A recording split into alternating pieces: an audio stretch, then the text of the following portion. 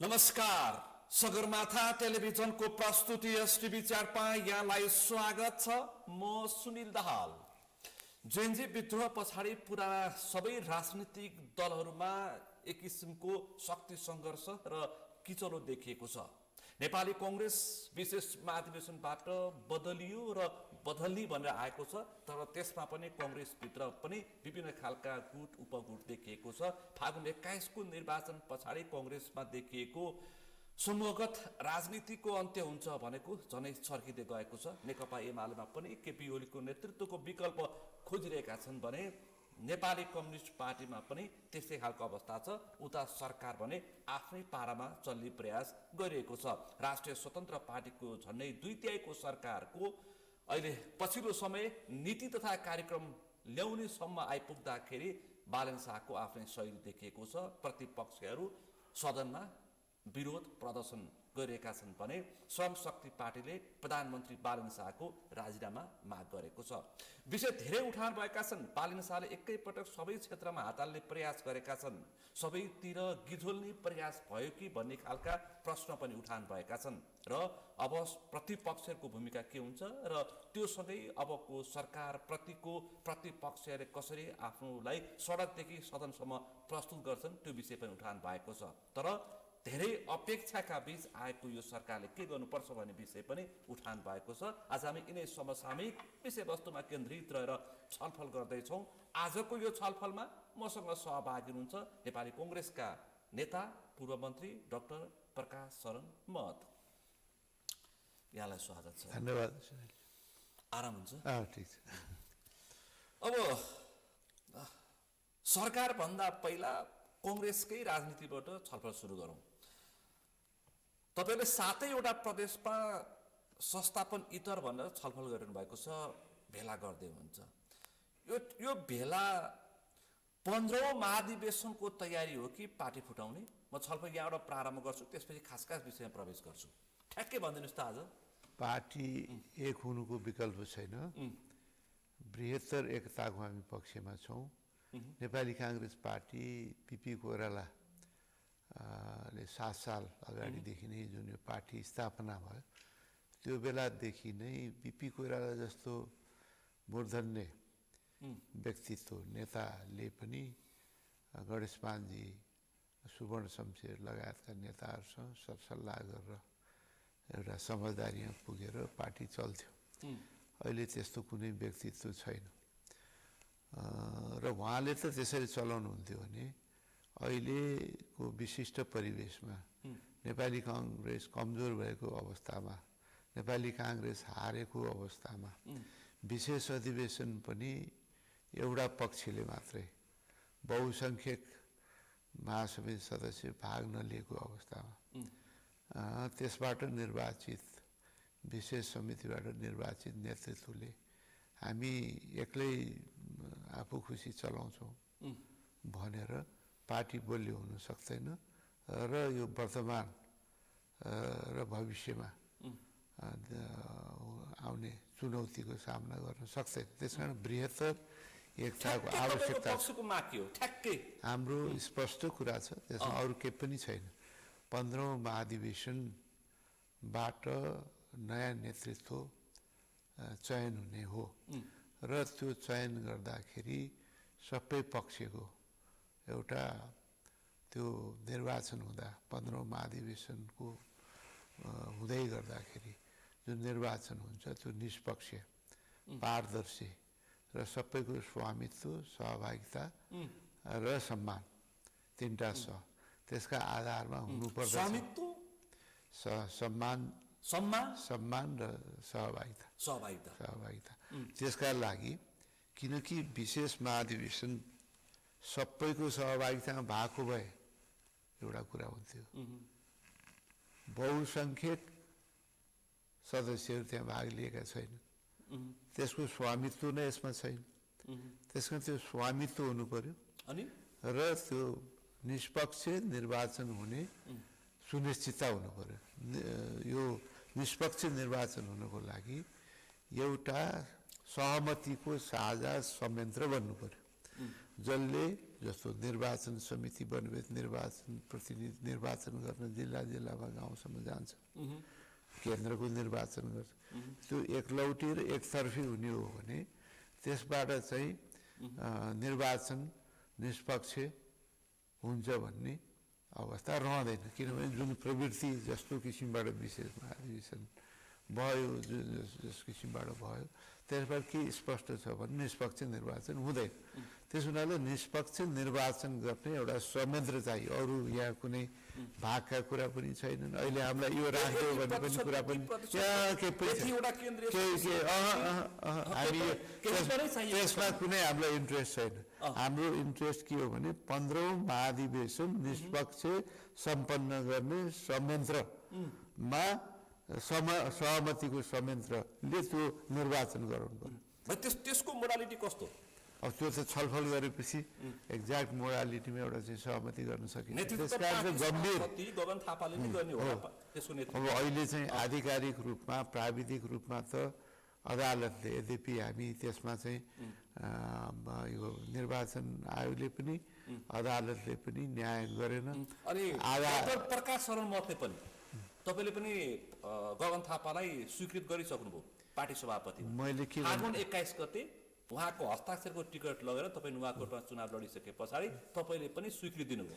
अनि यस्तो कुरा के हुन्छ भने त्यस बेलामा हामीसँग समय थिएन। अब अदालतले हालको लागि यही अनुसार चाहिँ चल्नु भनेर भनेपछि हाम्रो अगाडि चाहिँ विकल्प धेरै थिएन। हामी त पार्टी चाहिँ अलग गरेर जान चाहँदैनथ्यौँ है। फेरि अलग गरेर जान नचाहिसकेपछि त पार्टीको नाउँमा चाहिँ उम्मेदवारी जाने भयो होइन। कि चाहिँ हामी उम्मेदवारी पनि हुँदैनौँ, सघाउँदैनौँ पनि भन्नु पर्यो। यति भन्दैको भए त यति किचलै आउँदैन। सुन्नुहोस् न, होइन बोल्न केही अप्ठ्यारो परेको छैन। किन अप्ठ्यारो? सुन्नुहोस् न, केही अप्ठ्यारो होइन, केही पनि अप्ठ्यारो परेको छैन। किन अप्ठ्यारो परेको छैन भने हामी पार्टीको नाउँमा निर्वाचन लड्या, यो कुनै व्यक्तिगत टिकट त होइन, कुनै व्यक्तिगत रूपमा दिने त होइन। हिजो उहाँले पनि शेरबहादुरजी उसमा चाहिँ टिकट लड्याएको छ, सबै लड्याएको छ, त्यहाँ पनि मत विमति थियो होला। त्यस कारण चाहिँ टिकट कसैको हस्ताक्षरबाट चाहिँ गयो भन्दैमा ल त्यसलाई चाहिँ के छ सम्पूर्ण उसले जे भने त्यो चाहिँ स्वीकार गरे भन्ने हुँदैन। तत्कालिक अवस्थामा अदालतले के भन्यो भने अहिलेलाई यही उसको हस्ताक्षरमा चाहिँ यो के अरे निर्वाचनमा जानु। सुन्नुहोस्, त्यो भनिसकेपछि हामीले पार्टीको नाउँमा हामी सबै गयौँ। पार्टीको नाउँ, कुनै व्यक्तिगत नाउँमा त होइन। त्यस कारण चाहिँ अब निर्वाचनमा भाग लिने नलिने उम्मेदवार चाहिँ नहुने, तर सघाउने चाहिँ सघाउने, उनीहरूले दिएको उम्मेदवारले चाहिँ सघाउने भन्नेको पनि त केही अर्थ भएन। त्यस कारण हामी निर्वाचनमा गयौँ। त्यसमा कुनै चाहिँ रिग्रेट गर्नुपर्ने किन गयो या गएनौँ भन्नुपर्ने कुनै आवश्यकता छैन। पार्टीको नाउँमा हामी गएका हौँ र विशेष अधिवेशन केही पनि छैन। फेस गर्नु किन गएको थियो? मैले भनिहालेँ नि, हामीले पार्टीको उम्मेदवार भएर गएको होइन, पार्टीको उम्मेदवार भएर गएको के व्यक्तिको उम्मेदवार होइन। गगन थापाको फेस बिर्सिएर अथवा त्यो फेस पार्टीको, सुन्नुहोस्, नेपाली कांग्रेसको चारतारा र रुख चिन्ह रुख र चारतारा पार्टीको नाउँमा हामी गयौँ भने पार्टी सिस्टम हो यो। पार्टी सिस्टममा पार्टीको नाउँमा चाहिँ मत माग्ने हो, व्यक्तिको नाउँमा मत मागिँदैन। तर्कसङ्गत छ? तर्कसङ्गत छ? किन छैन? पार्टी सिस्टममा त पार्टीको नाउँमा निर्वाचन लडिन्छ नि, व्यक्तिको नाउँमा लडिन्छ। यो पञ्चायती व्यवस्था हो र पञ्चायत व्यवस्थामा त्यो चाहिँ व्यक्तिगत रूपमा चाहिँ व्यक्ति चुनाव लड्थे। पार्टीको नाउँमा हामीले मत माग्यौँ, तथापि चाहिँ पार्टी परिणाम ल्याउन सकेन। त्यस बेला विशेष अधिवेशन गर्ने साथीहरूको तर्क के थियो भने अब यो नेतृत्व पहिले नै परिवर्तन भयो भने हाम्रो पक्षमा बहुमत आउँछ, नत्र आउँदैन भन्ने त्यो कुरो त गलत साबित भइसक्यो होइन। शेरबहादुर देउवाको दम्पतिको अनुहार देखाएर गयो भने चुनावमा सत्तो सराप पत्ता साफ हालिन्छ भनेर भनिएको थियो। त्यस कारण त्यो त भएन। तर त्यो चाहिँ भएन। शेरबहादुरको नेतृत्वमा चुनावमा गएको भएदेखि माटो मुनि हुन्थ्यो पार्टी, गगनको नेतृत्वमा गएको हुनाले मुनि भयो। एकदमै गलत। ल के भन्नुहोस् त जहाँ हेर्नुहोस् अहिले निर्वाचन परिणामलाई तपाईँले विश्लेषण गर्नुभयो भने पूर्वमा 4 सिट हामीले पूर्वी पहाडमा जित्यौँ त्यहाँ चाहिँ माटो र यो राष्ट्रपाको मत विभाजन हुँदाखेरि हामी जित्यौँ जहाँ सामाजिक सञ्जालको चाहिँ प्रभाव कम थियो त्यहाँ चाहिँ एमाले र काङ्ग्रेसको उम्मेदवारहरू जित्या छ यदि चाहिँ यो अनुहारले भोट आउँथ्यो भने त काठमाडौँमा आउनुपर्ने मधेसमा स्वयं गगनजीहरू चुनाव लड्नु त्यहाँ आफै उहाँ जित्नुपर्ने हो आएन नि त त्यसकारण हाम्रो भनाइ के थियो भने पार्टी एक भएर गयो भने हामीले बेटर पर्फर्मेन्स गर्छौँ होइन यद्यपि एउटा प्रतिकूल अवस्था यो चाहिँ भाद्र 23-24देखि नै एउटा भाष्य सिर्जना गरिएको थियो स्थापित पार्टीहरूको खिलाफमा चाहिँ अनेकौँ खाले चाहिँ प्रचार भएको थियो सामाजिक सञ्जालमा केपी ओली र पुष्पकमल दाहाल प्रचण्ड गर्नुभएको चाहिँ इरिटेसन भएको छ आम नागरिकलाई इरिटेट भएको छ त्यसकारण यो पार्टीकै सुन न यो अनुहार मात्र होइन पार्टीकै खिलाफमा एउटा माहौल एउटा सुनियोजित किसिमबाट चाहिँ माहौल बनाइएको थियो त्यसको परिणाम यो हो त्यसकारण कुनै पनि अर्को पार्टीको अर्को व्यक्ति उभिउने बित्तिकै यहाँ भोट आउनेवाला थिएन त्यो चाहिँ साबित भइसक्यो त्यसकारण अब जे भयो अहिलेको परिस्थितिमा के हो भने विशेष अधिवेशन सबैको सहभागिता नभएको हुनाले त्यो नेतृत्वले गर्ने 15औं महाधिवेशन चाहिँ निष्पक्ष हुन्छ भन्ने चाहिँ विश्वास छैन त्यसकारण त्यो नियुक्ति हुनुसँग केही अर्थ छैन व्यक्तिगत रूपमा कोही मान्छेहरू चाहिँ बन्नु नबन्नु यसको कुनै अर्थै छैन अर्थ के हो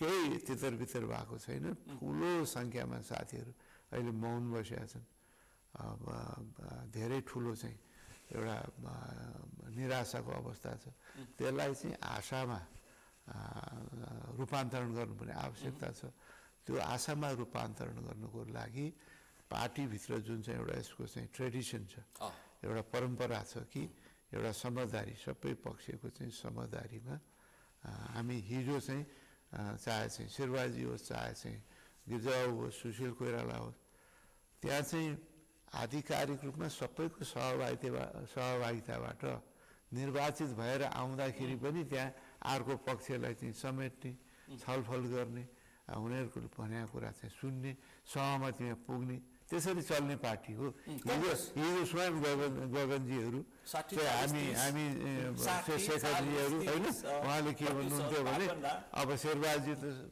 सबैको मतबाट चाहिँ जितेर आउनु भएको थियो तै पनि हामीलाई यो गर्नु पर्यो भातृ सङ्गठन यो हुनु पर्यो फलान ठाउँ यो हुनु पर्यो यो समिति यो हुनु पर्यो निर्वाचन समिति यो हुनु पर्यो यसरी हुनु पर्यो भन्थ्यो कि भन्दैन भनेपछि अहिले त जुन चाहिँ विशेष महाधिवेशन निर्वाचित भएर आएको त्यहाँ त बहुसङ्ख्यक सङ्ख्या त्यहाँ चाहिँ नियमित अधिवेशन गर्नुपर्छ विशेष अधिवेशन जानुहुन्न भनेर बाहिरै रहेको अवस्थामा कसरी उहाँहरूले चाहिँ एक्लै अब हामी जे चाहन्छौँ त्यही अनुसार हामी चल्छौँ भनेर त मिल्दैन नि त्यसकारण हामी बृहत्तर पार्टी एकताको पक्षमा छौँ यो पार्टीको पुनर्जागरणको आवश्यकता छ त्यो गर्नको लागि पार्टी एक भएर जानुपर्छ पार्टी एक भएर जानको लागि 15औं महाधिवेशन निष्पक्ष हुन्छ तलदेखि माथिसम्म हुन्छ भन्ने सुनिश्चितता हुन जरुरी छ त्यो सुनिश्चितता गर्नको लागि एउटा समझदारी विकसित गर्न जरुरी छ अब होइन यो पार्टीबाट हामीलाई मतलब छैन हामी जे चाहन्छौँ त्यही हुनुपर्छ भन्ने मान्यता राख्ने हो भने त केही अर्थै छैन गगन थापा नेतृत्वका पदाधिकारी बनिसक्यो अब यहाँ विशेष महाधिवेशन अब अरूको हेर्ने धेरै अर्थ छैन त्यहाँ अब गगन थापाजी के चाहनुहुन्छ द्याट इज मोर इम्पोर्टेन्ट होइन कतिपय मान्छेहरू त अब त्यहाँ उनीहरूलाई त्यो प्राप्त भएको छ त्यो नै अब के भने उनीहरू त कोही पनि नआउन् सबै यो खाली होस् त्यो भयो भने हामी चाहिँ सुरज होइन अरू कोही पनि नआउन् मेरो के कुरा भएर कोही पनि नआउन् भन्ने चाहिँ मानसिकता अब नितान्त व्यक्तिगत सोच राख्ने प्रवृत्तिहरू त छँदैछन् तर मूलभूत रूपमा अहिले हामीले संस्था बलियो बनाउने कि व्यक्ति बलियो बनाउने तर हिजोको तपाईँहरूको काठमाडौँको कार्की ब्याङ्कुटमा होइन त्यहाँ त मोहन बस्नेत कान्छाराम तामाङले त प्रश्न भने पार्टी फुटाउनुपर्छ होइन कसैले पनि त्यस्तो भनेको छैन भनेको के हो भने यो समझदारी चाहिँ गरेनन् भने यस्तो व्यवस्था गऱ्यो भने यो नेतृत्वले के सोचेको छ भन्ने प्रश्न गरे हुन् उहाँहरूले। स्वाभाविक त्यो प्रश्न गर्नु स्वाभाविक हो, तर हामीले अहिले चाहिँ विकल्प कुराहरू सोचेका छैनौँ। अहिले पार्टी एक नै हुन्छ, एक नै हुनुपर्छ र एउटा चाहिँ देशव्यापी एउटा जनमत पार्टीभित्र चाहिँ छ। त्यो जनमत चाहिँ अब मुखर हुनु जरुरी छ, त्यसैको लागि यो भेलाका कुराहरू चाहिँ आइरहेका छन्। त्यो भएपछि एउटा चाहिँ के छ भनेदेखि भेला गर्ने त कारबाही गर्ने कुरा आइरहेछ। अब हेर्नुहोस्, अब यो पार्टीभित्र पार्टीलाई मजबुत बनाएर लानुपर्छ, एक बनाएर लानुपर्छ भन्दा कारबाही गर्छु भन्नेहरू त्यो चाहिँ पार्टीको पक्षमा हुन् भनेर कसरी भन्न सक्छ? विशेष अहिले कङ्ग्रेसको पार्टी प्रवक्ताले नै भनिसक्नुभयो, देवराज चालिसेले। उहाँले के भन्नुभयो? उहाँले के भन्नु, धेरै उत्तेजित हुनेहरूलाई कारबाही हुन्छ भन्नुभएको छ। उहाँले के भन्नुभयो मैले सुनेको छैन, तर मूल कुरो के हो भने यदि कोही पनि यो पार्टी बलियो हुनुपर्छ र यो चाहिँ वर्तमान चुनौतीलाई सामना गर्न मजबुत एकीकृत पार्टीको आवश्यकता छ भन्ने कसैलाई लागेको छ भने कसैले पनि त्यो क्रियाशील सदस्यता अब नवीकरण गर्दैन, त्यो सकियो, त्यो काङ्ग्रेस हुँदैन। अब नवीकरण भइसक्यो, कतिपटक नवीकरण गर्ने? अहिले डिजिटल प्राविधिक रूपमा गर्नु पर्यो, टेक्नोलोजी डिजिटल भने त्यो कुनै कि हामीले चाहिँ थाहै नभएको चिज हो र त्यो डिजिटल इन्ट्री गरेपछि डिजिटल हुन्छ।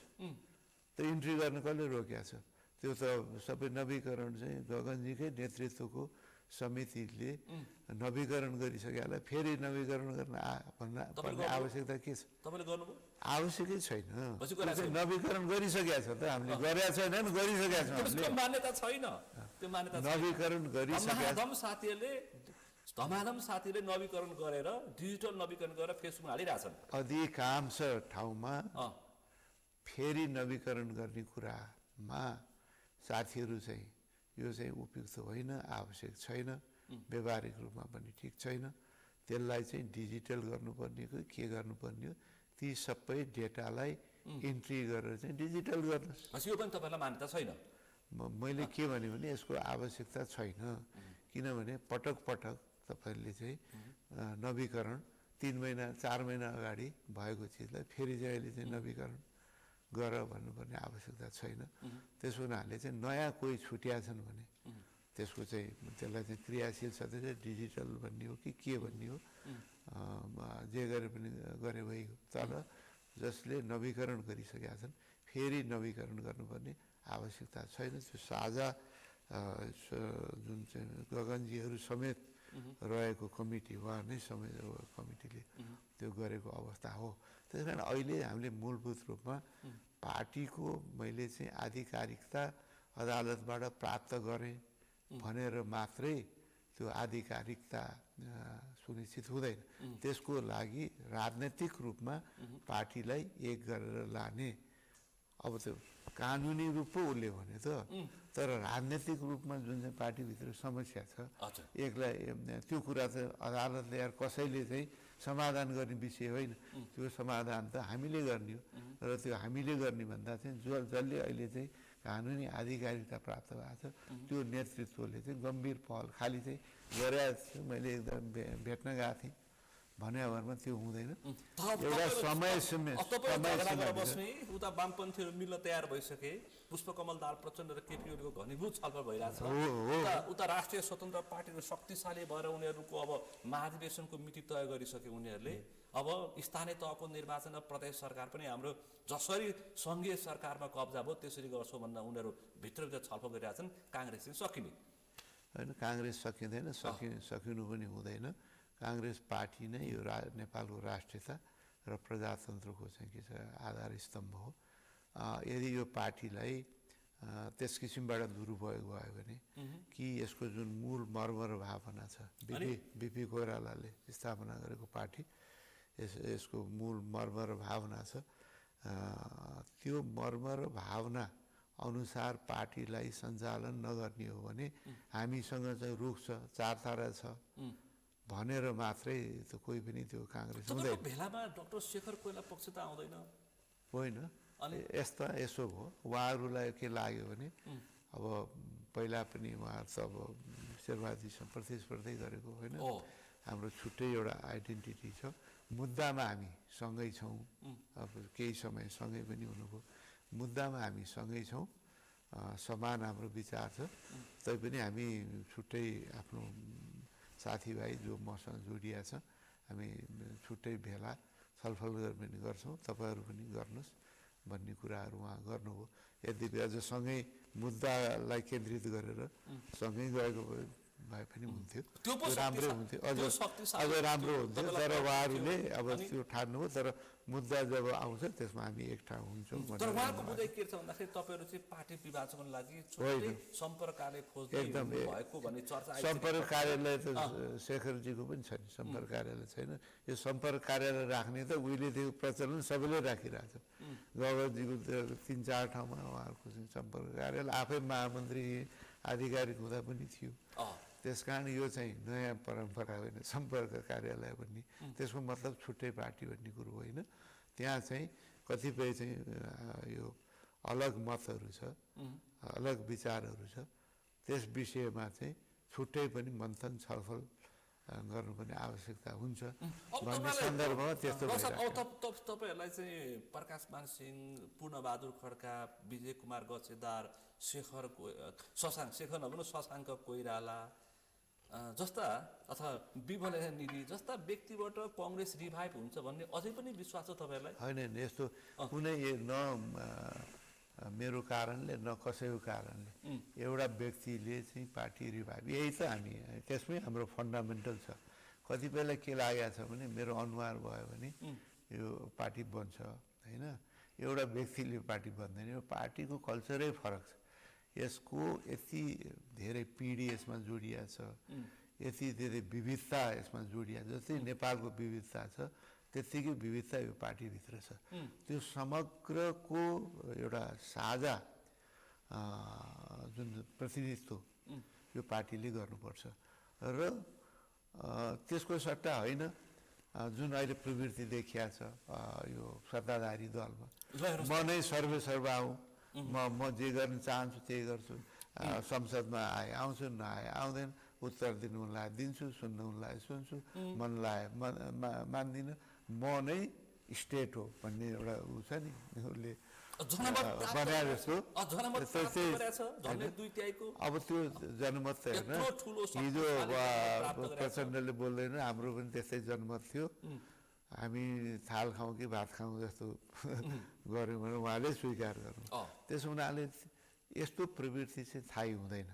त्यस कारण हाम्रो पार्टीभित्र पनि हामीले कसैलाई यो लाग्न थाल्यो कि म नभए म नै पार्टी हुँ, म नभए के को पार्टी भन्ने मानसिकताबाट यो पार्टी चल्दैन। त्यही प्रश्न सोधेको, हिजो गगनलाई सरलाई 4बाट चुनाव हार्यो भन्ने यो समूहले आफूले पनि त नुवाकोट र सुनसरीबाट चुनाव जितेर आउनु पर्थ्यो भन्नेहरू पनि छन्, तिनीहरूलाई के होइन? हामीले के भनेका छौँ र, त उहाँले त हाम्रो नाउँमा चाहिँ ठुलो, हामीले त मेरो नाउँमा अथवा कसैको नाउँमा यहाँ पार्टी बन्छ त हामी कसैले दाबी गरेका छैनौँ होइन। हामी त के भन्छ, कम्तीमा नुवाकोट भनेको कि केसी परिवारको हो कि महत परिवारको हो, कम्तीमा तिनीहरू त चुनाव जितेर आउनु पर्थ्यो, दुइटै आएन। मैले प्रत्येक निर्वाचन क्षेत्रमा, अब प्रत्येक निर्वाचन क्षेत्रमा नुवाकोटमा कि केसी परिवार कि महत परिवार हो, बागमती अञ्चलमा अनि उच्च मत प्राप्त गर्नेमा म पर्छु। बागमती प्रदेशमा एक सिट जित्यो जम्मा काङ्ग्रेसले, एक सिट नजितेको मध्ये एकदम प्रतिस्पर्धी मतबाट हारेको म हो। त्यस कारण जित हार एउटा चाहिँ के छ भने अब अहिले चाहिँ यो भेलबाडी आएको अवस्थामा यसपटक चाहिँ त्यो पनि ठुलो कुरा हो, किनकि त्यसो हुनाले हामी धेरै ठाउँमा पुराना दलको उम्मेदवारको त जमाना जफत भएको छ, धेरैको यही काठमाडौँ। त्यस कारण मैले त प्रतिस्पर्धी मत ल्याएर चाहिँ हारेको हुँ र यो चाहिँ जुन किसिमको माहौल थियो त्यो माहौलमा चाहिँ पनि जुन मत मैले प्राप्त गरेको छु, त्यस हुनाले चाहिँ कसैले भन्ने ठाउँ छैन र हामी कसैले पनि यो दाबी गरेका थिएनौँ कि अब हाम्रो अनुहारले चाहिँ सम्पूर्ण ट्रान्सफर्मेसन हुन्छ भनेर त हामी कसैले दाबी गरेका थिएनौँ। जसले दाबी गर्नुभएको थियो त्यो त आएन नि त। त्यस हुनाले मैले भन्नु खोजेको के हो भने यो पार्टी चाहिँ सामूहिक सबैको स्ट्रेन्थलाई एक एक कणलाई जोडेर यसको स्ट्रेन्थ बन्छ। 10-12 सिट त 10-15वटा सिट चाहिँ देउवा परिवारबाट भोट नहाल्नु भनेर खास ठाउँमा जाँदाखेरि पनि एक गलत कुरा हो। उहाँहरू अब यही चाहिँ मैले नबुझेको कुरा, एकातिर नारा के दियो भने उहाँहरूको चाहिँ यो अनुहार देखियो भने त खतमै हुन्छ, भोटै आउँदैन होइन, भोट आउँदैन भने फेरि उहाँहरूले चाहिँ सहयोग नगरेर चाहिँ हारियो भन्न त मिलेन नि। त डाक्टर साहब एक कङ्ग्रेसको चारतर्फबाट पटक प्रधानमन्त्री भएको कङ्ग्रेसको पार्टी सभापति भएको देउवा परिवारले भोट हाल्न चाहिँ आइदिनु पर्थ्यो, यो चाहिँ आम मान्छेले भनेका छन् है, मान्नुहोस् या नमान्नुहोस्। होइन हेर्नुहोस्, अब उहाँहरू पनि एउटा चाहिँ पार्टी बाहिर पार्टीभित्रबाट यति ठुलो आक्रमणको शिकार हुनुभयो देउवा, अहिले पनि बिरामीको अवस्था हुनुहुन्छ भनेपछि कि उहाँको अनुहारले नै सब बिग्रिन्छ भन्ने अवस्थामा मेरो अनुहार किन देखाउनु भन्ने पनि लाग्यो। अब त सरकारले हतकडी लगाएर लिएर आउँछु भनेको छ, खोजिरहेछ। हेर्नुहोस्, उहाँले म चाहिँ निर्दोष छु, अब यो प्रतिशोधपूर्ण राजनीति जुन पाकिस्तानमा एउटा पक्ष आयो भने अर्कोलाई चाहिँ सम्पूर्ण रूपमा चाहिँ आरोप लगाएर चाहिँ मुद्दा लगाउने, पहिला चाहिँ इमरान खान मुद्दा, यो शरीफहरू सबै मुद्दा होइन, लन्डनमा गएर बसेका थिए। पछि फेरि इमरानले आफ्नो हिसाबले चल्न थाल्यो, अब यसलाई ठिक गर्नु पऱ्यो, फेरि उनीहरूलाई ल्याएर फेरि इमरानलाई अहिले चाहिँ जेल हालेको अवस्था छ। त्यस कारण यो चाहिँ जहाँ चाहिँ कमी कमजोरी भएको छ, कानुन विपरीत काम भएको छ, त्यहाँ चाहिँ अवश्य पनि रुल अफ लमा हामी विश्वास गर्छौँ। त्यो कानुनी प्रक्रिया अगाडि बढ्नुपर्छ, दुई मत छैन। तर यदि हामीले यो राजनीतिलाई प्रतिशोध साध्ने माध्यम बनायो भने त्यो चाहिँ जायज हुँदैन। त्यसले चाहिँ के छ भने एकदम यो हाम्रो राजनीति विषाक्त हुन्छ, कोही पनि यसबाट बच्दैन। तपाईँ पनि छानबिनमा परिसक्नु भएको छ। सुरुवातै बहालवाला र पूर्व परराष्ट्र मन्त्रीहरूबाट गर्ने भनेर पत्र पत्रिका आइसकेको ठिक छ, त्यो गरे। तपाईँको सम्पत्तिको विषयमा सम्पत्ति शुद्धिकरण हेरिरहेछ, हेऱ्यो भइगयो नि। हाम्रो त काम जस्तै छर्लङ्ग छ, जे चाहिँ आर्जन गरेका छौँ आफ्नो के अरे आफूले आर्जेको उसको चाहिँ हामी जे छ जति सानोतिनो जे छ त्यही हो। त्यस कारण यसमा हामी पुरै पारदर्शी छौँ र म त सत्तामा बस्दाखेरि पनि जहिले पनि यो चाहिँ के छ भने गुड गभर्नेन्स र यो सत्ताको दुरुपयोग हुनुहुन्न भन्ने मान्यतालाई चाहिँ अक्षरशः पालना गर्दाखेरि त्यसको कोप भाजन म पनि परेको थिएँ। चित्त नबुझाएको प्रधानमन्त्रीले चित्त नबुझाएको कुराहरू थिए, किनभने यो चाहिँ राज्यको सम्पत्ति हो, जनताको खोर हो, यस एक पैसाको चाहिँ हिसाब हामीले चाहिँ दिनुपर्छ र यसको दुरुपयोग हुनुहुन्न भन्ने मान्यता बोकेर म हिँडेँ हो। त्यस कारण त्यसबाट मलाई कुनै फरक खाली अर्थमन्त्री पनि हुनुभयो, त्यस कारण खाली किनकि प्रधानमन्त्री अर्थमन्त्री र परराष्ट्र मन्त्रीहरूको सबैको अहिले सम्पत्ति हेरिरहेछ। हेरे भइगयो नि। त्यसमा डाक्टर प्रकाश शर्मा मतलब कुनै पनि कैफियत छैन, कुनै चिन्ता छैन। मैले केही दुरुपयोग केही गरेकै छैन त किन चिन्ता गर्ने। तर यसलाई चाहिँ के छ भने यसलाई बदनाम गर्ने, प्रतिशोध लिने हतियारको रूपमा चाहिँ प्रयोग हुनुहुन्न। सुन्नुहोस् है, 2-4 दिनपछि आउँछ है सबैको सविस्तार आउँछ। सुन्नुहोस् न, मैले के भनिरहेको छु तपाईँलाई भने कि यो प्रतिशोध साध्ने यी दलहरू र दलहरूको नेताहरू जे छन् त्यसैलाई समाप्त पारिदिनुपर्छ, डाम दिनुपर्छ भनेर गर्ने हो भने त जे गरे पनि भयो, होइन भने हामीले कुनै चाहिँ भनेपछि सम्पत्ति शुद्धिकरणको अग्नि परीक्षामा यो तपाईँ कतिपल्ट एउटै कुरा सोधिरहनु भएको छ। मैले के भनिरहेको छु भने हामीले विषय यही छ, विषय त्यही छ त के भयो तपाईँले कतिपटक त्यही कुरा सोधिरहनु मैले के भनिरहेको छु भने यसमा हामी शुद्ध छौँ हामीले चाहिँ आफ्नो चाहिँ विवेकले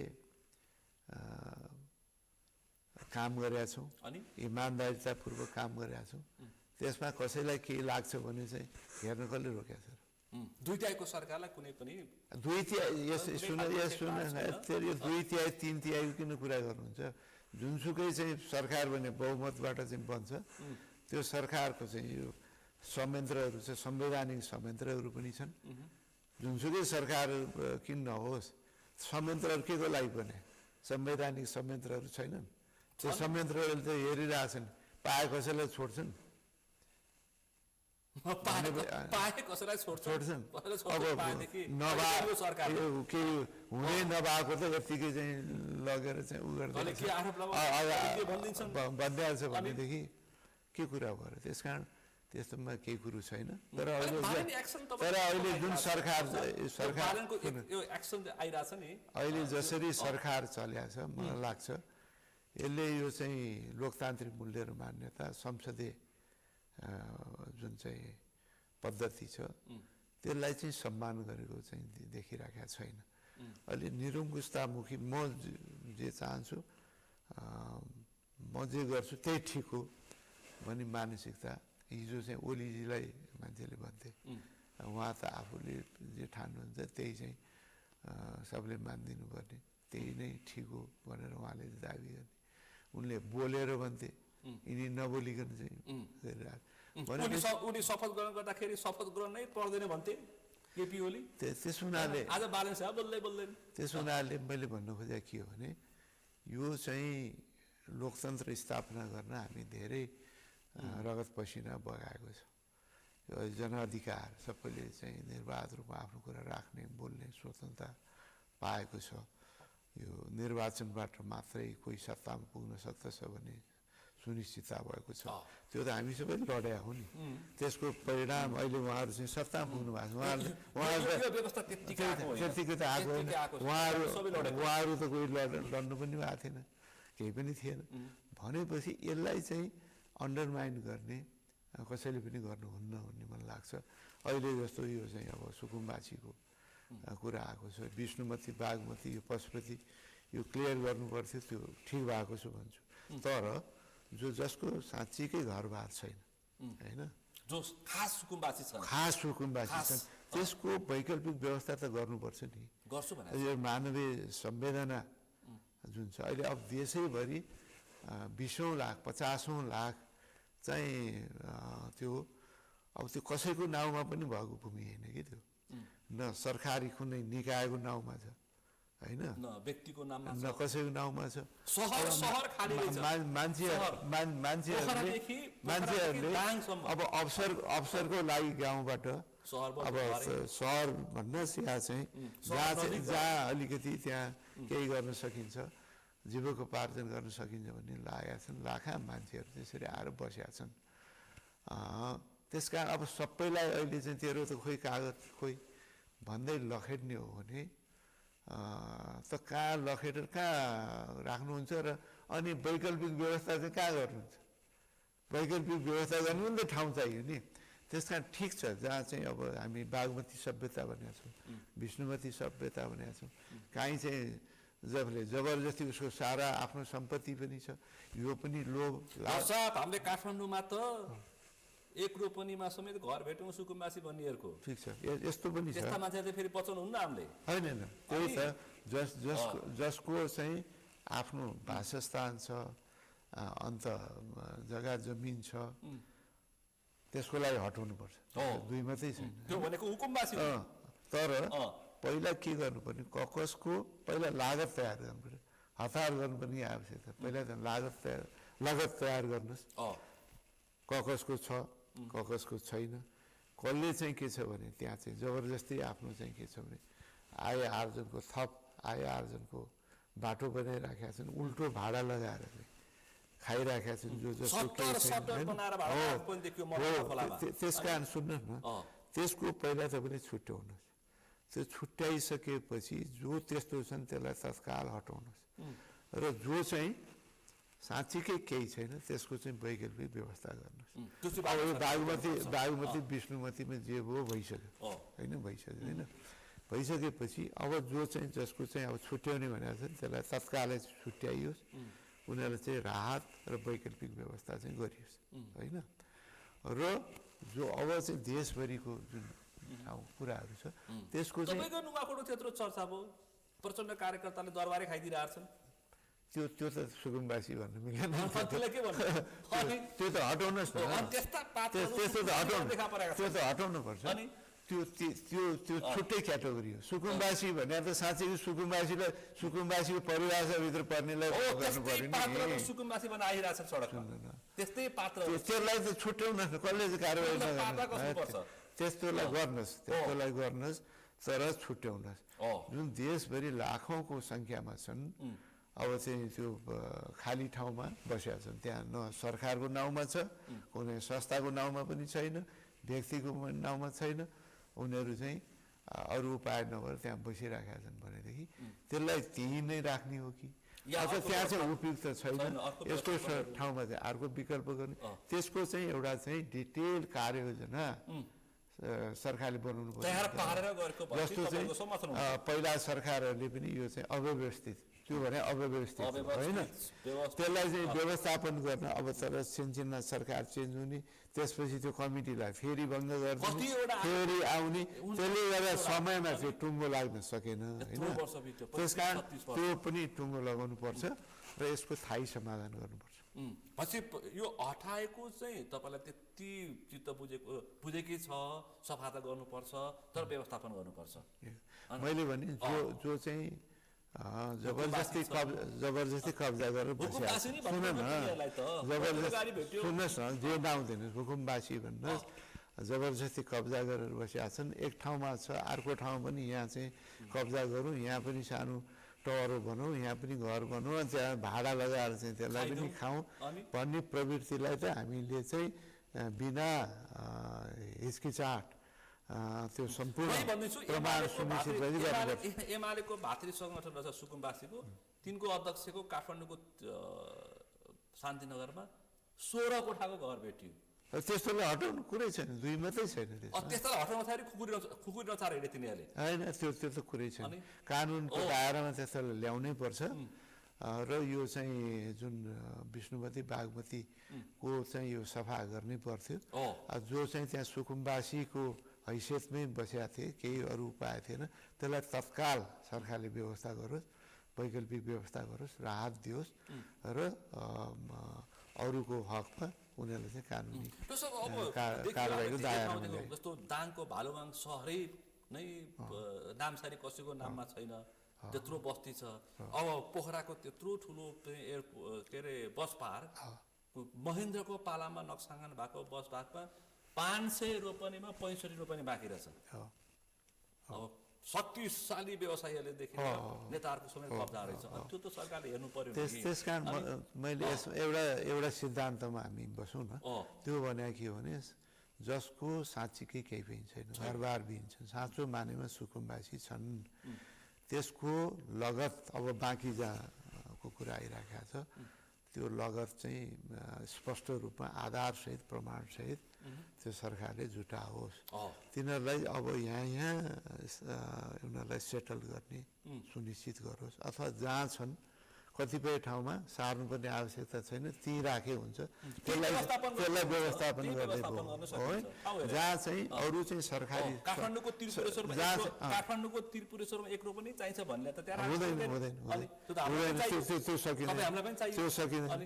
त्यस कारण जहाँ चाहिँ अब सार्वजनिक सरकारी कुनै नामकै सम्पत्ति छ, बस पार्क छ, यो छ त्यो छ, त्यसको चाहिँ वैकल्पिक जो चाहिँ सुकुम्बासी नै छन् त्यसलाई चाहिँ वैकल्पिक व्यवस्था गरियोस् र त्यसलाई खाली गरियोस्। जो चाहिँ हुकुमबासी अथवा जबरजस्ती गरेका छन् उनीहरूलाई चाहिँ कानुनी दायरामा ल्याएर हटाउनुको विकल्प छ। काङ्ग्रेस कम्युनिस्टले गरेन, म गर्छु भनेको छन्, हेरौँ। काङ्ग्रेसहरूले पनि नगरे होइन, काङ्ग्रेसको पालामा त हामी एउटा उदार उसमा थियौँ। अब त्यो बेला त अब केही गर्न खोज्यो कि तुरुन्तै कोर्टको अर्डर आइहाल्थ्यो। तपाईँलाई थाहा छ कि छैन, यो चाहिँ एभरेस्ट होटल छैन, कुन चाहिँ अब व्यापारीको त्यो उसमा थियो त्यहाँ चाहिँ अब त्यो चाहिँ के छ भने त्यसले चाहिँ बिच्या थियो सडक थियो त्यसलाई चाहिँ काङ्ग्रेसकै पालामा त्यसलाई चाहिँ त्यो पर्खाल गर्दा तुरुन्तै स्टे अर्डर अब ऊ चिरञ्जीवी हुनुहुन्थ्यो उहाँले चाहिँ त्यो 3 कुने वरिपरि चाहिँ त्यहाँ हटाउनु भयो तुरुन्तै स्टे अर्डर आउँथ्यो होइन यही नै माइतीघर मण्डला शेरबाजी हुँदै त्यो बेला चाहिँ हटाएर चाहिँ त्यो मण्डला बनाएको कङ्ग्रेसले गर्न नखोजे होइन जहाँ चाहिँ त्यो गर्न सकिन्थ्यो तर चाहिँ तत्कालै चाहिँ कुनै बेला चाहिँ बिदाको दिन पारेर त्यो चाहिँ स्टे अर्डर नआओस् भनेर होइन त्यसो हुनाले यो तमाम लिमिटेसनको बिचमा काम गर्नु परेको थियो नि र सँगसँगै कङ्ग्रेस सरकारले विभिन्न ठाउँमा जो चाहिँ यो कमैयाहरू छन् त्यसलाई वैकल्पिक व्यवस्थाहरू चाहिँ गर्यो अनेकौँ व्यवस्था गर्यो यो चाहिँ अव्यवस्थित बस्तीहरूलाई चाहिँ व्यवस्थित गर्ने नगरेर त होइन नि कङ्ग्रेस बिग्रेको चाहिँ यो कम्युनिस्टहरूसँग पछि लागिसके पछाडि बिग्रेको है होइन अब यो के यस्तो हो यस्तो हो यसमा कुरा के हो भने अब हामीले यो संविधानको व्यवस्था यस्तो गर्यौँ जुन चाहिँ मिश्रित निर्वाचन प्रणाली यद्यपि अहिले ठुलो आयो त्यो त सधैँ आउँदैन नि त होइन अहिले त यो जस्तो चाहिँ 64को निर्वाचन एबनर्मल निर्वाचन हो होइन त्यो एउटा विशिष्ट परिवेशमा माओवादी आयो अहिलेको परिवेश पनि 23 र 24को घटना त्यो घटनाको प्रायोजकहरू सामाजिक सञ्जालको चाहिँ नियोजित प्रयोग र एउटा चाहिँ भाष्य जुन चाहिँ जबरजस्ती हरेक मोबाइल मार्फत त्यो आउने त्यसको परिणाम हो नि हो त्यस कारण यो चाहिँ सधैँ त यस्तो बुझेको थियो बुझेर के गर्ने अब हामीले मात्रै बुझेर भएन सबैले बुझिदिनु पऱ्यो होइन सबैले नबुझ्दैपछि अब बिस्तारै बुझ्छन् होइन बुझ्दै जान्छन् तर चाहिँ अब क्षति त भयो नि त आखिर यत्रो राष्ट्रको चाहिँ सम्पत्ति हो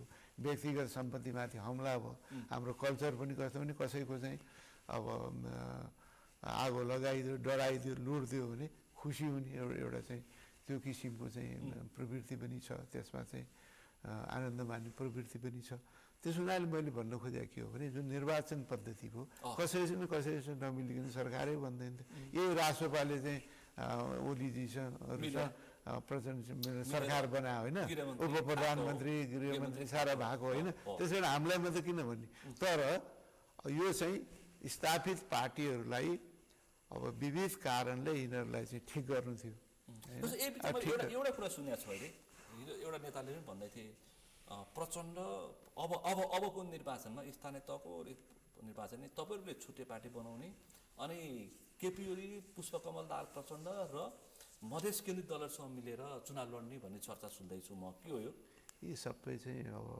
यो नेपालमा अनेकौँ र्युमर हल्ला चलिरहन्छ अब जहाँसम्म अब कम्युनिस्टहरूको अरूहरूको के छ त्यो थाहा छैन उहाँहरूले नै भनिरहनु भएको छ हामी यस्तो गर्छौँ उस्तो गर्छौँ भनेर तर जहाँसम्म हाम्रो सवाल हो हाम्रो स्पष्ट छ यो पार्टी नै बलियोस् र पार्टी एकत्रित भएर जाओस् भन्ने हाम्रो भनाइ हो तर यही चालाले चाहिँ यो पार्टी बलियो हुँदैन भन्ने हाम्रो मान्यता छ त्यसै हुनाले एउटा पार्टीभित्र जनमत सृजना गर्ने कि यो विधिसम्मत ढङ्गबाट निष्पक्ष 15औं महाधिवेशन सम्पन्न हुने परिस्थिति निर्माण हुनुपर्छ त्योभन्दा अरू हामीलाई केही चाहिएको महाधिवेशनको तपाईँको सभापति को प्रतिस्पर्धी त्यसपछि पहिला चाहिँ यसको टुङ्गो लगाउँ न होइन अहिले चाहिँ पार्टीगत रूपमा एक भएर जाने समझदारी र त्यो समझदारी अनुसारको एउटा संयन्त्र बनेपछि को चाहिँ उम्मेदवार हुने के हुने चाहिँ त्यो चाहिँ टुङ्गो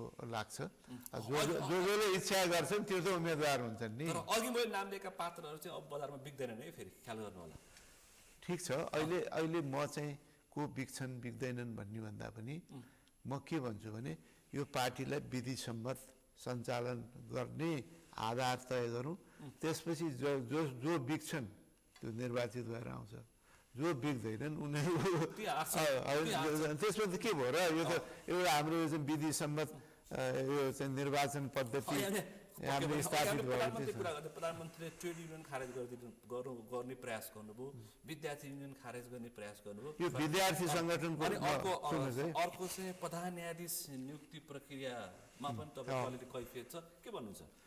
म के भन्न चाहन्छु भने हिजो चाहिँ एउटा चाहिँ सरकारी निकाय अब आइजिपी टुङ्गो लगाउँदाखेरि 1 नम्बरको सट्टा 2 नम्बर गर्यो भनेर बवाल ठुलो हङ्गामा कोर्टमा पुग्यो, अनेकौँ हुन्थ्यो होइन। अहिले चाहिँ अब जुन चाहिँ निर्णयहरू भइराखेका छन्, हिजो चाहिँ त्यही कुरा गरेर चाहिँ हो हल्ला हुने, यो त एक्जिक्युटिभ उसमा यो एक्जिक्युटिभको अधिकार अन्तर्गत योग्य मध्येबाट छान्न पाउने अधिकार 6 जना र 3 जना प्रयोग गर्दाखेरि पनि त्यस्तो हुन्थ्यो भनेदेखि आज चाहिँ एउटा चाहिँ यो त संवैधानिक अब 3वटा जुन चाहिँ अङ्ग छ यो चाहिँ राज्यको, त्यसमध्येको एउटा महत्त्वपूर्ण अङ्गको चाहिँ हामीले चाहिँ निर्णय गर्दा चाहिँ यी सबै कुराहरूलाई त विचार कुराहरू चाहिँ गर्नु पर्यो नि त, एउटा कुरा। अब अर्को अब यो चाहिँ अब सङ्गठनहरूको कुरा गरिरहनु भएको छ तपाईँले, सङ्गठनको कुरा गरिरहँदाखेरि यो अहिले जुन अधिकार स्थापित भएको विद्यार्थी आन्दोलनबाट म त आफू स्वयं पनि नेपाल विद्यार्थी सङ्घको महामन्त्री भएको 46 सालको आन्दोलनको म चाहिँ सञ्चालक समितिकै सदस्य थिएँ। यो विद्यार्थीहरूको ठुलो योगदान छ। अहिले अब विद्यार्थी सङ्गठन गर्न नपाउने भनेर हुन्छ? त्यहाँ काहीँ कसैले विकृति गरेछ भने सजाय भागीदार हुन्छ नि, तर विद्यार्थी सङ्गठन गर्न पाइँदैन भनेर हुन्छ? ससम्मान धन्यवाद छ अरे, लडेर व्यवस्था ल्याइदिनु भयो, अब लड्नु पर्दैन, अध्यक्ष बनाउने काममा साथ दिनुहोस् रे। अब त्यसको लागि तपाईँलाई ससम्मान, मलाई राष्ट्रिय स्वतन्त्र पार्टीका सांसदले एक कुर्सीमा भनेका उहाँलाई ससम्मान। अनि उहाँ देश चाहिँ बनाउनु भएन, देश बनाउने सबै कुरो जाने बुझेको उहाँहरू मात्रै हो र उहाँहरू आइदिएपछि अब सबै काम पुरा भयो। त्यसपछि के उहाँले जे गर्नु पनि लाग्यो बनिहाल्यो नि। अब त्यस्तै तपाईँले बन्द गरेका कल कारखाना सबै खुल्छन्। अब ल म यहाँ चुनौती दिएर भन्छु, उहाँहरूले चाहिँ सरकारले नै यो चाहिँ सबै चाहिँ यो कल कारखाना चलाउँछु भन्नुभयो भने म लेखेर राख्छु, त्यो चल्नेवाला छैन। रेकर्ड हुन्छ नि, यो रेकर्ड हुन्छ, रेकर्ड होस्, चल्ला केही समय चल्ला अनि घाटामा चलाएर हुन्छ। गोरखाली रबर तर जहाँसम्म चलाउने कुरा त मैले नै निर्णय गरे हो नि। म चाहिँ अर्थमन्त्री हुँदा यो चाहिँ त्यहाँ समिति एउटा चाहिँ संयन्त्र पनि थियो कि अब हामीले यसलाई चाहिँ राज्यले चलाउन सक्दैन, तर राज्यको स्वामित्व त्यो जमिन र त्यहाँको सम्पत्तिमा माथि चाहिँ राज्यकै स्वामित्व रहिरहने, तर यसलाई चाहिँ निजी क्षेत्रलाई निश्चित शर्तको आधारमा जुन उद्योग चलाउन चाहन्छन्, चलाउन सम्भव छ चलाउन दिने। चाहे चाहिँ यो गोरखकाली चाहिँ रबर कारखानाको कुरा होस्, चाहे चाहिँ यो हेटौँडा कपडा कारखाना होस्, सिमेन्ट कारखाना होस्। अब सरकारले फ्याक्ट्री चलाएर चल्दैन भन्ने त संसारभरिको अनुभवबाट साबित भइसकेका कुरा चाहिँ अब हामीले फेरि त्यही कुरो चाहिँ हामी चलाउँछौँ, हामी नै गर्छौँ भन्नुभयो भने यो फेरि चाहिँ राज्यमाथि थप भार। 46 सालमा त्यही चाहिँ खतम भइसकेको अवस्थामा अनिखेर चाहिँ यो निजीकरणमा जानु पर्या हो नि त। त्यहाँ राज्यको यति ठुलो घाटा थियो त्यो बेला, सुन्नुहोस्, त्यो बेलाको आम्दानीमा जब कि चाहिँ निजीकरण नाममा सबै माडवाडलाई बेचिदिनु पर्यो। होइन, एउटा मात्रै त्यस बेला गल्ती कुन भएको हो भने यो चाहिँ जुन यो गैँडाकोटको चाहिँ कागज कारखाना छ त्यो चाहिँ जमिन समेत बेच्ने त्यो गलत भएको हो। हुन त त्यो जमिन पनि उसले लिन सकेका छैन, अब त्यो लिन सक्ने सम्भावना पनि छैन, त्यो व्यक्तिगत रूपमा उसको हातमा जान सक्ने सम्भावना छैन। त्यहाँकाले पनि मान्दैनन्, कसैले पनि मान्दैनन्, होइन, सम्भव छैन, होइन। एउटै मात्रै गल्ती कहाँ गरे भने त्यो जमिन समेत दिने त्यो कस्टमा अन्त काहीँ जस्तो चाहिँ यो यहाँको चाहिँ बाँसबारी चाहिँ छाला जुत्ताको त जमिन दिएन, बिल्डिङ त बेच्यो, त्यहाँ त हस्पिटल बनाएको छ होइन, त्यत्रो चाहिँ महत्त्वपूर्ण हस्पिटल बनाएको खालि त्यो पुरानो चाहिँ अब चाहिँ आउटडेटेड, अब त्यस्तो जुत्ता त अहिले कसैले लाउँदा पनि लाउँदैन, त्यो मेसिन एउटा चाहिँ त्यहाँ बिक्री भएको कुरा हो। त्यस कारण जमिन र त्यहाँको सम्पत्ति बिक्री हुनु हुँदैन, तर त्यो कुनै चाहिँ उद्योग व्यवसायीले हामी यो उद्योग सञ्चालन गर्छौँ भन्यो भने निश्चित होइन, पार्टनरसिप पनि भन्नु पर्ने। यसमा के भन्यो भने लिजमा यो शर्त तिमीहरूले यो रिटर्न राज्यलाई दिने गरेर यो जमिनको स्वामित्व, यो प्रपर्टीको स्वामित्व राज्यकै रहन्छ। जुन बेला तिमीहरूले यो सञ्चालन गर्न सकेनौ भन्छ त्यसपछि फेरि जस्ता तस्तै के हुन्छ राज्यकै हुन्छ। तिमीहरूले आफूले गरेर लगानी गर्नु सक्छौ, तर चाहिँ जे पहिला थियो त्यसको स्वामित्वको चाहिँ राज्यकै हुन्छ, अरू बाँकी चाहिँ तिमीहरूलाई चाहिँ यति वर्षको लागि कागज कारखाना छ, जमिन व्यक्ति र गिरिवन जस्तो प्लटिङ गर्न पाइँदैन, त्यो पाइँदैन होइन। केपिओले गिरिवन जस्तो प्लटिङ गर्न प्रयास गरे, त्यो चाहिँ अपराध हुन्छ मुलुकको लागि। तर सरकारले आफैले होइन जमिन उपयोग गर्न दिएर निजी क्षेत्रमा काम गर्यो भने चाहिँ लिजमा कुनै पनि एउटा मोडालिटीमा हो, त्यो बाटो मात्रै उपयुक्त बाटो होइन, हामीले चलाउँछौँ त्यो गर्छौँ। तपाईँ अनुभवी मान्छे, अर्थविद, पूर्व अर्थमन्त्री, तपाईँको म त के सम्झन्छु यो सरकारले गर्छ भने यो रोयल नेपाल, यो नेपाल एयरलाइन्स जुन छ नि, नेपाल एयरलाइन्स भन्छ होइन, यो चाहिँ सरकारले चलाएर चल्दैन। उहाँले जुनसुकै प्रतिस्पर्धाबाट जो ल्याएर म राख्छु भने पनि यो सरकारले चलाएर यो एयरलाइन्स चल्दैन, भारतमा पनि चलेन। धेरै अरबौँ खरबौँ उनीहरू लगानी गर्दा पनि घाटामा गएको, गाई गएपछि टाटालाई दिए।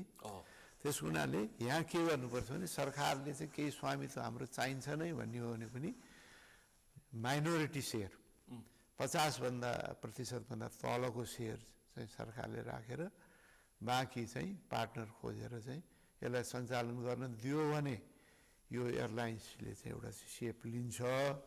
अनि धेरै सङ्ख्यामा हाम्रै यो नेसनल क्यारियरको चाहिँ यो प्लेनहरू पनि आउँछन्, अन्तर्राष्ट्रिय रुटहरूको पनि सम्पूर्ण जुन हामीले चाहिँ अन्तर्राष्ट्रिय रूपमा प्राप्त गरेका रुटहरू छौँ त्यो चाहिँ सञ्चालन हुन्छ।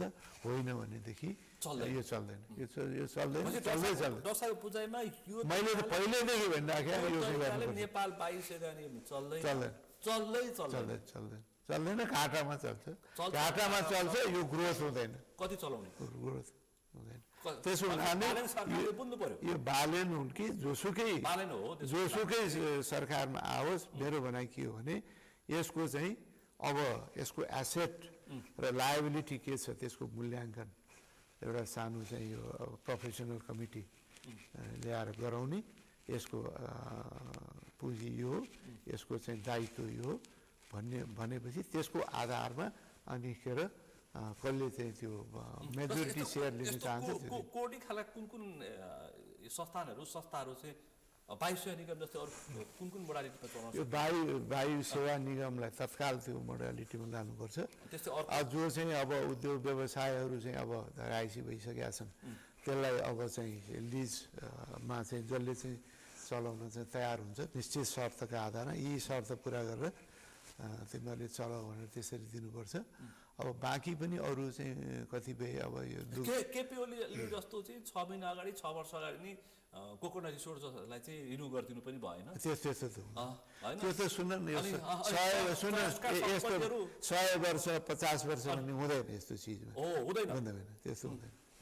र त्यो शर्तहरू पुरा भएनन् भने फेरि तत्काल सरकारले चाहिँ विथड्र गर्ने अधिकार पनि सरकारसँग हुनुपर्छ। 100 वर्ष लिजमा दिने पनि हुन्छ, त्यो हुँदैन, राज्यको सम्पत्ति त्यो गलत हो भनेर त्यो बेला पनि हामीले बोलेका थियौँ। त्यही त कङ्ग्रेसहरू कम्युनिस्टहरूसँग पछि लाग्दाखेरि कङ्ग्रेस नै बिग्रियो। अब अरू पछि लाग्दा बिग्रेनन्, हामी अब सहकारी पछि लागेको त होइन, सहकारी गरियो, बहुमत कसैको नहुने हो भन्ने अवस्थामा के सुन्दैछु भन्दाखेरि अबको केही समय पछाडि राजनीति चाहिँ डेमोक्रेट र लिबरल डेमोक्रेटको बिचमा चाहिँ प्रतिस्पर्धा हुन्छ। नेपालमा कम्युनिस्टको नामा निशान हुँदैन भन्छन् मान्छेले। अब सामान्यतया जुन कम्युनिजमको विचारधारा छ त्यसको भारतको यो प्रदेश यो निर्वाचनबाट पश्चिम बङ्गालहरूमा सकिने कम्युनिस्टहरू त्यही रूपमा चाहिँ अब मलाई लाग्छ त्यो विचारधारा चाहिँ अब को भविष्य छैन। अब त्यस कारण उहाँहरूलाई पनि अब त्यो चाहिँ कम्युनिस्ट लोगोप्रतिको मोह छोड्नुपर्छ भन्ने मलाई लाग्छ। तपाईँकै कार्यकर्ता अर्थमन्त्री हुनुहुन्छ डाक्टर स्वर्णिम वाग्ले, नीति तथा कार्यक्रम रक्षालाई कस्तो लाग्यो र बजेट कस्तो आउनुपर्छ? होइन, अब नीति कार्यक्रममा खासै त्यस्तो नयाँ कुराहरू केही पनि छैन। अब त्यहाँबाट कुनै आविष्कार हुने कुराहरू पनि थिएनन्। अब कुरा के हो भनेदेखि मूल कुरो यो सरकारको नीति कार्यक्रम हो। सरकारले चाहिँ यो विधिको शासन अनुसार नै सुशासन सुनिश्चित हुने हो कि प्रधानमन्त्री जवाफ दिनु पर्यो संसदमा। विधिको शासन भित्र नै त्यो चाहिँ सुशासन अन्तर्निहित छ होइन। विधिको शासनलाई त तिलाञ्जली दिएर मैले चाहिँ यस्तो ठानेको छु, यो नै यो देशको लागि राम्रो हो भनेर म आफू खुसी गर्न थालेँ भने त्यो विधिको शासन हुँदैन, त्यसले त्यो सुशासन अनुशासनभित्र सुशासन हुन्छ। अनुशासनभित्र पनि विधिको शासनभित्र पनि प्रधानमन्त्रीको अनुशासन छैन, भएन। विधिको शासन नै अनुशासन हो। अनि विधिको शासन पालन गरिएन भने अनुशासन भङ्ग हुन्छ। अनुशासन भङ्ग भएको अवस्थामा सुशासन हुँदैन। जान्नेलाई छान्ने भनेर जान्नेहरू आएका छन्। जान्नेलाई छान्ने भनेको थियो नि त रासोपामा, अब तिनीहरू नै छान्नेर आएका छन्। प्रधानमन्त्रीको अनुशासन व्यवस्थामा कस्तो लाग्यो? कति जान्ने छन् त्यो त मलाई थाहा छैन होइन। यो राजनीति भने यो चाहिँ धेरै यसमा चाहिँ जनतासँग जोडिने लामो अनुभव र त्यो अनुभवलाई ट्रान्सलेट गर्ने व्यवस्था हो। उहाँहरू जसरी चाहिँ त्यहाँ पुग्न त भएको छ, के न गरौँला पनि हो भन्ने भावना पनि होला, तर त्यतिले मात्रै ट्रान्सफर्मेसन हुँदैन। त्यसको लागि एउटा चाहिँ यो ठोस आधार हुनुपर्छ, विचार हुनुपर्छ र विचारलाई कार्यान्वयन गर्ने विधि सम्मत तरिकालाई अपनाउनुपर्छ। जस्तो अध्यादेश मार्फत कानुनहरू ल्याउने कुराहरू भइराखेका, जबकि अब संसद चल्नलाई कुनै समस्या छैन। अब 2 महिना छलफल गर्दाखेरि त के हुन्छ भने अब त अध्यादेश भन्ने बित्तिकै कोही चाहिँ कसैले 1-2 जना बसेर यो राख्ने, यो चाहिँ ठिक छ, यो चाहिँ बेठिक छ भनेर ल्याएको चाहिँ त्यो अध्यादेश हो होइन।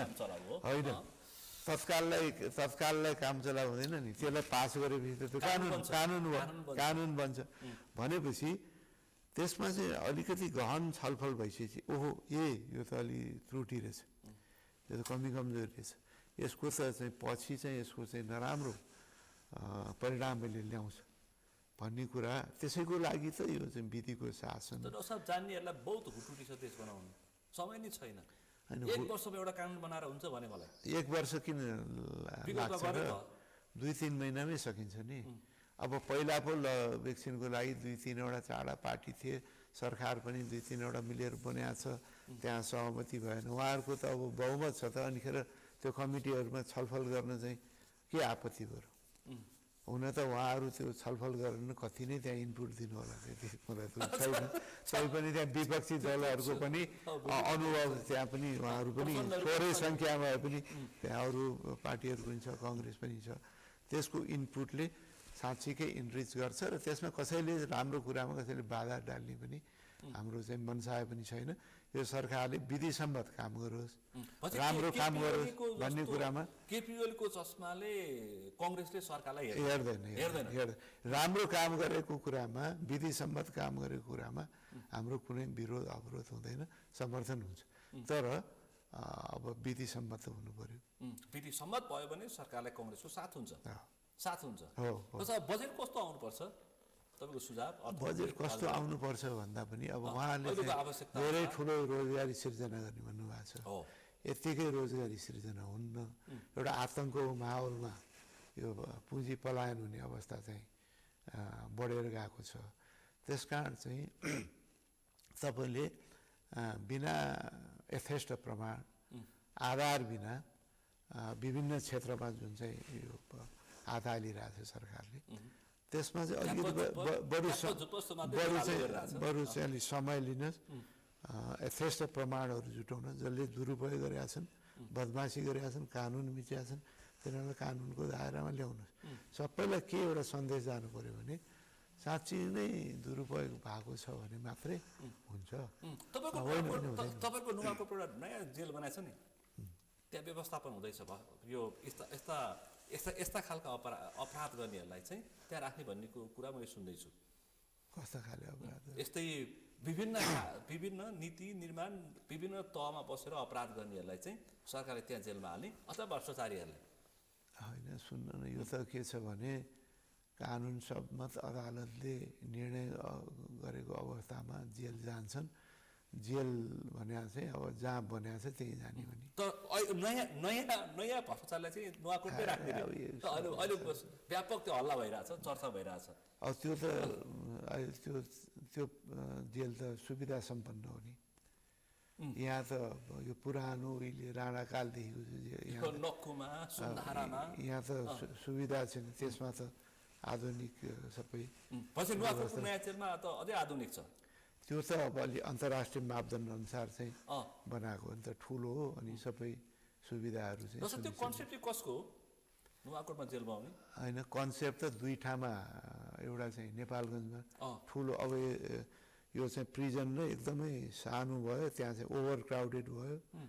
अब एकदमै त्यहाँ जुन मापदण्ड हुन्छ त्यहाँ अब सुरक्षाको दृष्टिकोणबाट, अरू मानवोचित सुविधाको दृष्टिकोणबाट कुनैमा पनि भएन। त्यसको लागि चाहिँ त्यो सुविधा सम्पन्न भने चाहिँ त्यो मापदण्ड अनुरूप सुरक्षाको हिसाबले पनि र ठुलो जेल चाहियो भन्ने हिसाबले त्यो दुईवटा ठुलो चाहिँ त्यहाँ बनायो। अझ पुरा भएको छैन त्यो, अझ त्यसो बन्दैछ। मैले अन्तिममा छु, सरकारले सुरु गर्यो त 18वटा मात्रै मन्त्रालय राख्छु भन्यो सङ्घमा।